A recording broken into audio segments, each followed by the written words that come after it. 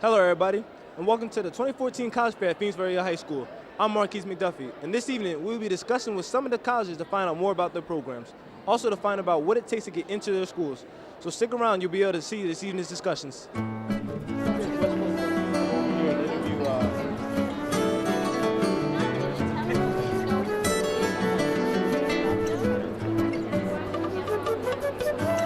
Hello, I'm here with Rachel Junta, representing Temple University. So tell us, what are the average SAT scores and grade point average of students entering Temple? Sure. Our average GPA is about a 3.4 on that 4.0 weighted scale. So we're looking for a good student, B+, A- average. SATs, the average is between 500 and 600 on each of the three sections of the test, or a 24 ACT. But we also have a test optional policy that you do not have to submit your scores. You can answer 4 essay questions instead, and then we won't even review your test score. We'll look at your GPA and those essay questions instead. All right, so tell us, what are the more popular programs that are offered at Temple? Sure. We have over 130 programs to choose from, but the more popular ones are our Fox School of Business, our business programs, liberal arts majors like psychology and languages, our fine arts, music, dance, art, pre-med and sciences. We have a lot to choose from, but those are kind of the most popular that students pick. All right, thank you for your time. You're welcome. Good evening. I'm Catherine Jasons. I'm a member of the class of 1976 from Franklin and Marshall College, and I'm here tonight with Ryan Walter, another alum, and we're proud to represent Franklin and Marshall at Phoenixville Area High School. So tell me, what is the admission requirements for your school? Well, we don't really have a set of admission requirements. What we're looking for is students that we think will be a good fit at our college. We're a liberal arts college, which means that our students have an opportunity to explore many different areas of learning. We have strong English programs, strong arts programs, strong dance, but in addition to what are the traditional liberal arts, we also offer our students very strong science programs. So we have a very strong pre-med program. We have wonderful opportunities for our students to do independent research in biology, natural sciences, environmental sciences, and in addition to the sciences, unlike many liberal arts colleges, we also have a very strong business program. In fact, our most popular major over the years has been a business major. We really offer a very broad variety of majors to our students, and we're very flexible in allowing students to combine their majors. What we're looking for, to answer your question, in terms of our admissions, are students that have demonstrated leadership during their formative years in high school, that are involved in clubs, that have held leadership positions in clubs or sports or student government. We're also very socially minded, so we're looking for students that have done community service, and that work continues once you become a Franklin and Marshall graduate.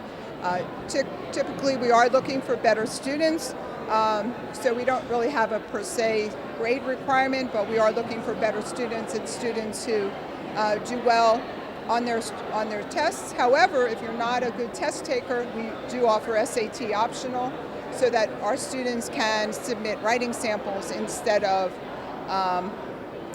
submitting their SAT or the ACT scores.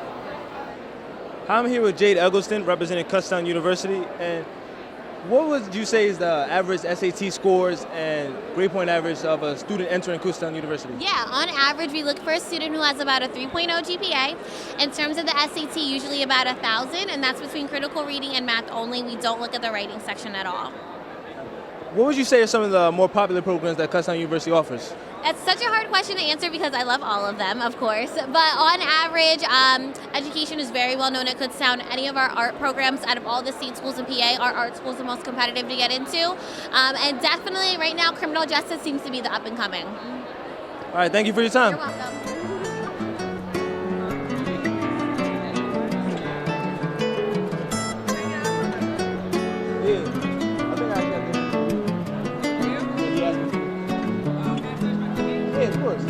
I'm here with Captain Natasha Spurl, representing West Point. So what would you say is the application process to get into West Point, and what would an applicant need to expect in order to get into it? No, that's a great question. So our application involves 4 things. We require that our students are academically, physically, medically, and receive a nomination in order to be qualified to attend West Point. So our application process is very similar to other colleges where students will do some essays, get some letters of recommendations from their teachers. We care about SAT scores and their transcripts, the kind of classes that a student is taking. Where we're different from other applications is that our students have to do 2 things. We have to have them fully screened by one of our medical professionals. The Army will pay for it to make sure that all their things are working and everything is where it's supposed to be. And then the second part is the congressional nomination. So all students are required to be nominated by Congress, and that includes the Vice President of the United States, their 2 state senators, or their congressional district representative. So that's one of the things that's most different from our application and unique for our application process.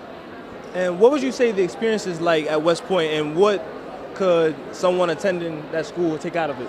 Oh, that's a great question. We are looking for students who are interested in having an extraordinary experience. We're not a typical college. Our students are warriors, scholars, athletes. All cadets at West Point play an athletic sport, for example. So a student can expect to have a different experience than they'll have anywhere else. We're looking for people bright young men and women who are looking to do something different and have a greater impact on the world through their leadership. All right, thank you for your time. You're welcome. Thank you. I'm here with Megan Smith, representing Harrisburg University of Science and Technology. And what would you say is the application process for an applicant, and what kind of background should an applicant have? Well, our application process is actually really simple. You can go right on our website, harrisburgu.edu. It's a free application right on the website. It's a simple questionnaire and then a small essay. And then all we need you to do is release your transcripts from your guidance counselor to the school, send them right to us. We evaluate, and usually within 24 hours, we give you an acceptance decision as well as a scholarship decision. All right, so out of all of the programs that your school offers, what would you say are some of the more popular programs? Our forensics is a popular one because the Dauphin County coroner is one of our professors, as well as our interactive media, which is one of the few schools that actually offers a game design, concept, and production degree. One final question here. How would you say your school differs from a traditional 4-year school? Well, we're actually very different. We are a science technology-based STEM school. So we actually are not a liberal arts school, so we don't require test scores for admissions, as well as all of our general ed classes are actually geared towards your degree. So an English class is actually a civil mind class, so you're actually learning how to speak in front of people, learning more of the compounds of English, not just the basics of English. All right, thank you for your time. Thank you.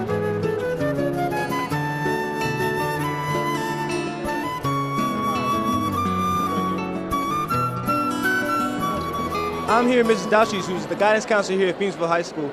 And Ms. Douchy, what would a freshman, sophomore, junior, or senior benefit from going to a college fair like this? Sure. For freshmen and sophomores, it's a really good start to gathering information, especially when they start thinking about which classes they can be taking at the high school level to prepare them. For example, there are colleges that require students to have a third year of a foreign language. So if a student is aware of that, going into the scheduling time period around January, February, they have a good idea of some of the classes that they really want to make sure they're taking, so they're setting themselves up to be qualified to go to some of the colleges that they want to go to. Juniors, this is a great time to really gather information about what the timeline is going to look like, SAT scores, which ones require what types of scores. And then the seniors, this is the best time to be finalizing schools they might want to apply to, talking to representatives from schools that they've already applied to, and then getting some information about housing, financial aid, and kind of those last pieces that for seniors are going to be really important in the coming months. So for juniors and seniors, what are some of the things that you think they would need to narrow down on as the school year moves along and it gets closer to the application process? Right now, the big thing's deadlines for them so that they know what they need to be doing and when. We've got some early deadlines that are already coming up. November 1st is a big one, so if they're aware of when they need to be applying, then they know kind of what they need to do step by step.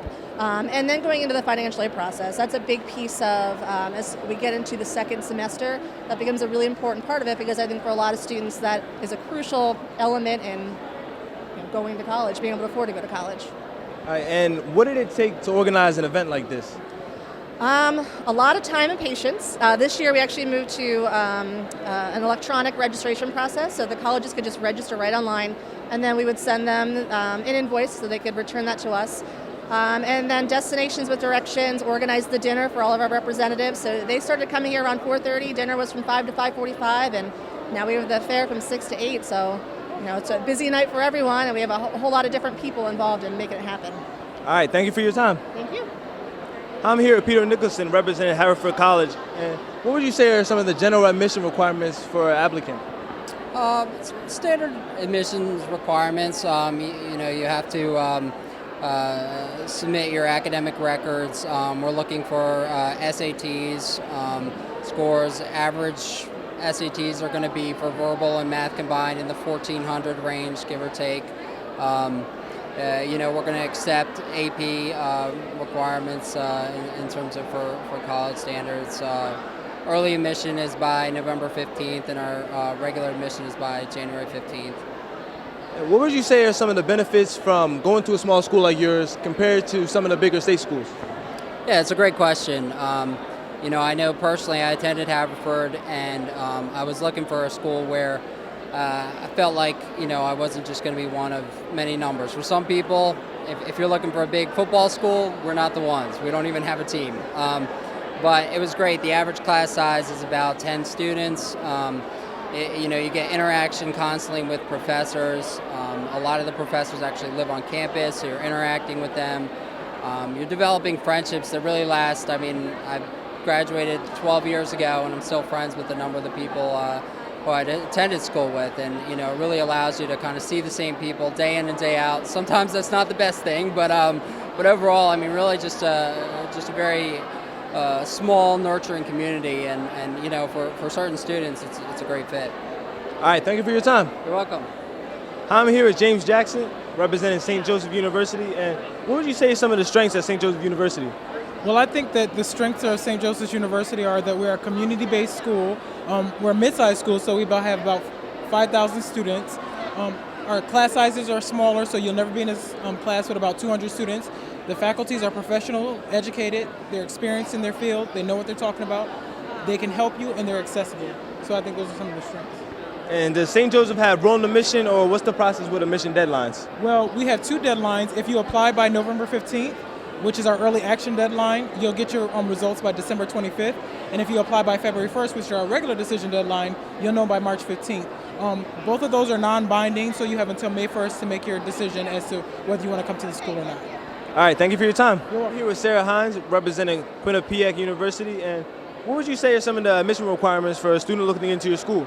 So in general, we're looking for an 1150 on the SAT, and that's the reading and math portion, and a solid B plus student for the most part.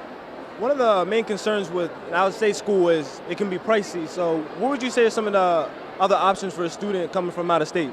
So we're a private university, so our tuition's the same for in-state and out-of-state. It's about $55,000 a year for tuition, fees, room, and board.